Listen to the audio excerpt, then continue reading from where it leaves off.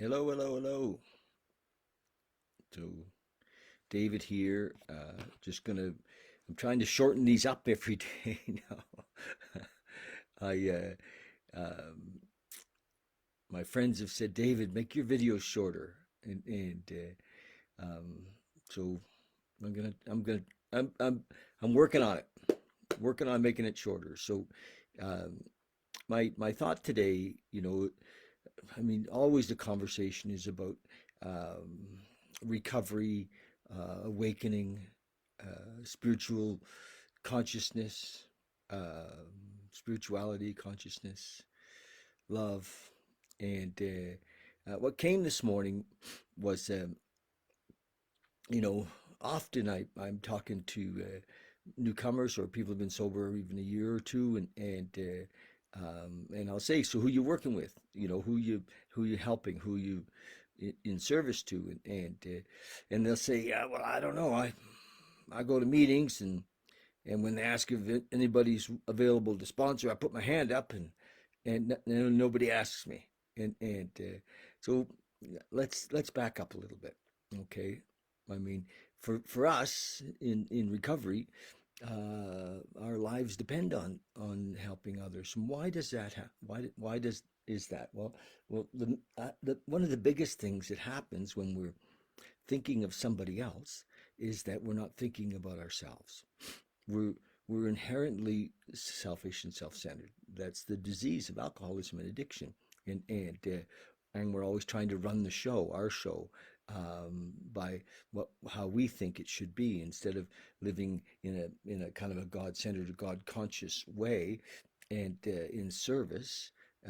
We're living in fear and trying to organize things to get what we need, and we don't have to get what we need. The truth is, experience tells us, eons of experience tells us that if we commit our lives to helping others, our needs will be looked after. It's just a fact. And so how do we get to work then helping others if it's not that easy? And I tell guys all the time, well, there's a couple of things you can do. One is, you can, in prayer, you can say, send me somebody to help. You can set the intention. Send me somebody to work with, somebody to I can lift up, and that's an amazing things happen. We're putting the energy out that we're actually saying yes, and it happens. And the other thing that we can do, and that I do actually, is I have a list. I was just looking at it and added a couple of names to it this morning. I have a list of people that are in my life that I stay in touch with. I and being a good listener, is amazing. And so, if you've ever been in recovery, if you're family of somebody who's in recovery, this works for you too, because often our fears are self-centered. Our self-centered fears. We're afraid for our addict or our alcoholic, or we're afraid for how it's going to affect us, or so this also affects you. So have a list of people that you think um, could use a call, and lots of folks don't know how to reach out for help, so they're kind of reclusive, and so have a little list, and call them, and just listen. Call and listen. We don't have to fix anybody, but we don't, it's not that difficult. So you could call them, and people do that. We don't. Sometimes we're all just texting, but make a phone call. How you doing? Just thinking about you, and you'll be amazed at how far that will go for you and for them, and listen, and listen, and often, if you want to know if a guy's a bit off track, is if he's talking about often that, how his work is going to fix things, or how his new relationship is going to fix things. I have a friend, a lady friend, that, all of a sudden she's, my gosh, she has this guy and he's going to be the whole thing, and she's just so excited about this new relationship. And anytime we put anything ahead of our relationship with our higher power, we're screwed. That's just the way it is for us. It doesn't mean that other things aren't important or aren't fun, that big trip, all, whatever. Um, but, if say we're working 60, 80, 90 hours a week, for most of us, that doesn't work because we get off track or off, so just listen for those things, and ask questions, and not to fix anybody, but just to kind of help people see their lives. That's all. So have a list. That's my thing. Make a list, sit down today and make a list of people in recovery. You don't have to be their sponsor to call them. You're not, if they have a sponsor, that's fine. Still call them. And maybe some of the people you're calling aren't actually addicts or alcoholics. Maybe they're family of addicts and alcoholics, and they're feeling afraid and lonesome. Call them and say, "Hey, how you doing? What's up? How can I help?" Make that your mantra. How can I help? How can I help? And we can be there for each other and in a loving way. So that's my talk for today. If you're in recovery, make a list. I've got a list. Oh, I'm just gonna. There we go. I have a list. There we go. I just want to show it to you. It's almost 2 pages, and I don't call them all the time, but you can sit down and make 3 or 4 calls, and if they don't pick up, leave a message. Say, "Hey, I was thinking about you. Just wanted to see how you're doing." Leave a message. I do that often, and that's love is an action word, and that's being loving. Okay, so we're gonna read from what day is it?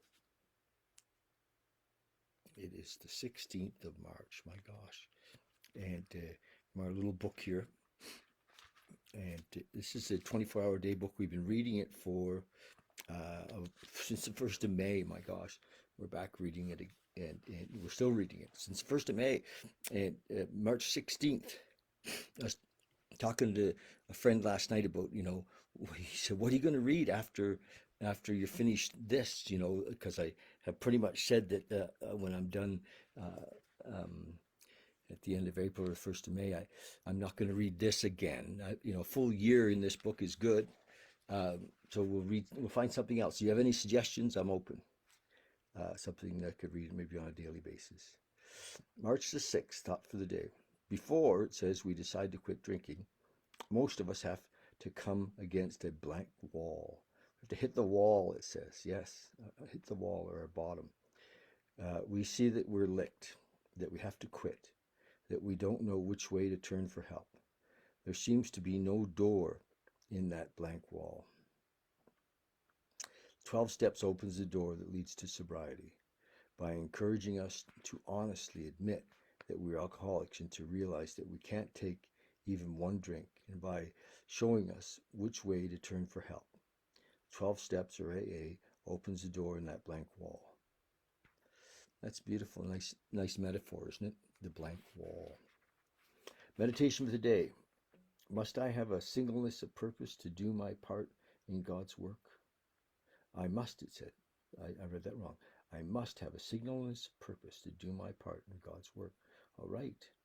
I must not let the material distractions interfere with my job of improving personal relationships. Well, that's what I just said. Isn't that beautiful? I must not let material distractions interfere with my job of improving personal relationships. It is easy to become distracted by material affairs, so that I lose my singleness of purpose. I do not have time to be concerned about the multifarious concerns of the world. Multivarious concerns of the world. I must concentrate and specialize on what I can do best. And what he's speaking of in that meditation is singleness of purpose is in helping others, period. Over and over again, if you're in recovery and you've ever read the big book, and I'm surprised at how many people haven't and they're in recovery. I'm like, well, anyway, it's just full of the pointing towards our new life, which is a life of service, period. It's just full of that. And singleness of purpose, and that's the life of service. Prayer for the day. I pray that I'm may not become distracted by material affairs. I pray that I may concentrate on doing what I can do best. Yes. So, love is the way. I mean, people say, "Well, how can I? What do you mean got to do God's work?" Well, let's not confuse the issue with a concept. Let's just say love. I guess maybe even that word is a concept, but love is the way. And you pick up the phone and call 3 people today. On your list, make a list and call folks.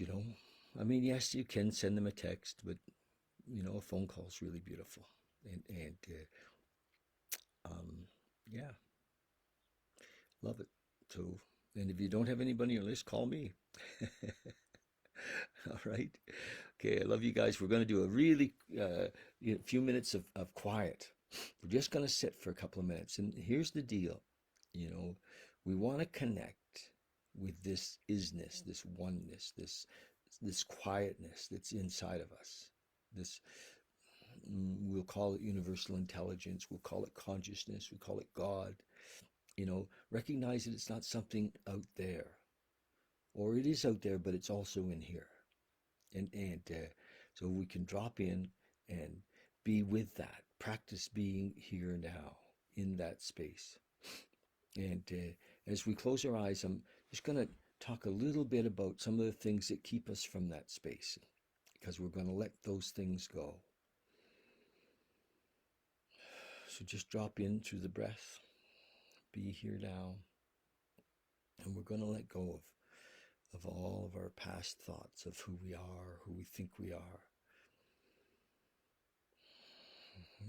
There are multi layers of ideas and concepts and beliefs about ourselves. We just let those go for now. Just be here now. Let go of all our fears and worries and concerns.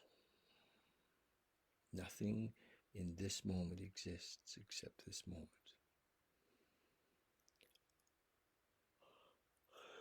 Just be here now. And if the mind comes up with story, just gently let it go. Because it's just a storyteller. It's all imagined, the imagined past, and the imagined future. We're living in our imagination. So let's not be in our imagination.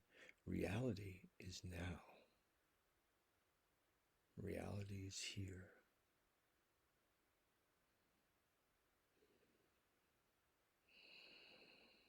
Also, consciousness is this moment, awareness of this moment.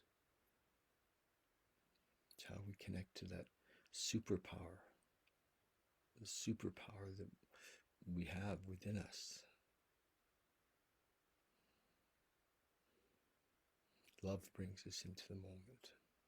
Concern or care for others brings us into the moment. Service brings us into the moment. Quiet contemplation brings us into this moment.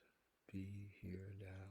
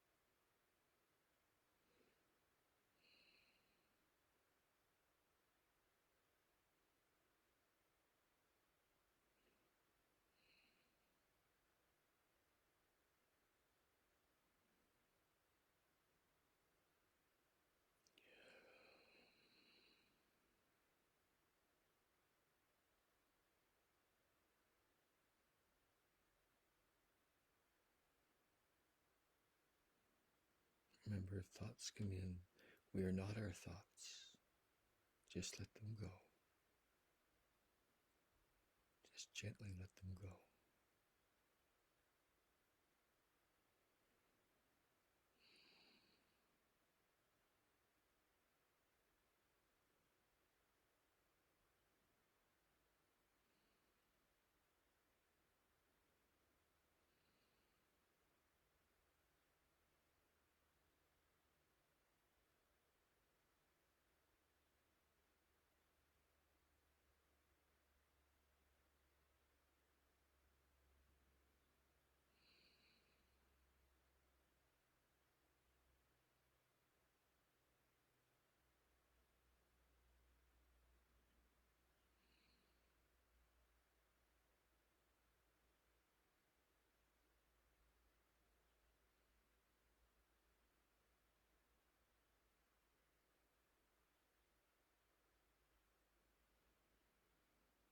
Okay,